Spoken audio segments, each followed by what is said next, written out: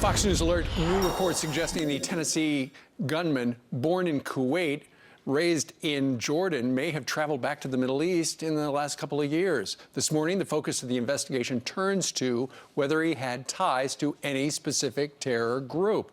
Robert Spencer is the director of JihadWatch.org. He joins us today. Robert, was this guy on a jihad? Oh, I don't think there's any doubt about that whatsoever. Look, the Islamic State made a call to people in the West to attack military personnel. That's exactly what he did. They make a call to devout Muslims on the basis of Islamic principles and on the basis of grievances, where they say, look, the infidels have done this to us, they've done that to us, we have to strike back. And this is a man who put a grievance in his high school yearbook. That's the place where he's supposed to sum up who he is and what he's all about, and he puts a complaint. And it's exactly the kind of complaint that the Islamic State uses to try to exhort devout Muslims, as all his friends say Abdulaziz was, to commit jihad attacks. Okay, in his yearbook, he put this up: my name causes national security alerts. What does yours do? Also, 3 days before he apparently murdered these Marines in Tennessee yesterday, he updated his blog post and he wrote this, Robert. Brothers and sisters, don't be fooled by your desires. This life is short and bitter, and the opportunity to submit to Allah may pass you by. Now, I look at that.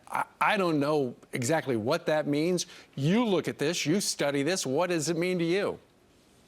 It sounds to me exactly like the appeals that the Islamic State has issued to Muslims to attack military personnel, police, and civilians in the West. It's exactly the same kind of language, exactly the same kind of loyalties to the religion that they try to play upon and say, this is your religious duty, this is what you have to do to please Allah, and this is the only way, as a matter of fact, that you will end up being admitted into paradise. And so it's not language that's just pietistic.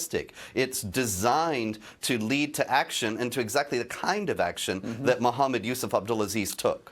Robert, you know, the administration and law enforcement now saying this guy, if he was a terrorist, he was never on their radar. But isn't that how ISIS is operating these days? You know, they find somebody who's got a clean record, and then they radicalize them through Twitter and Facebook and everything else.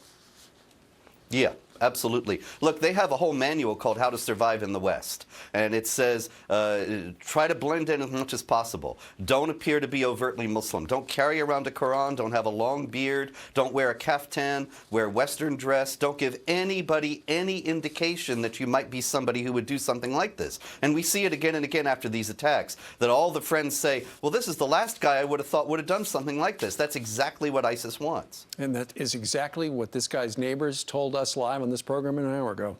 Robert Spencer, the director of JihadWatch.org. Sir, thank you very much. Thank you. All right.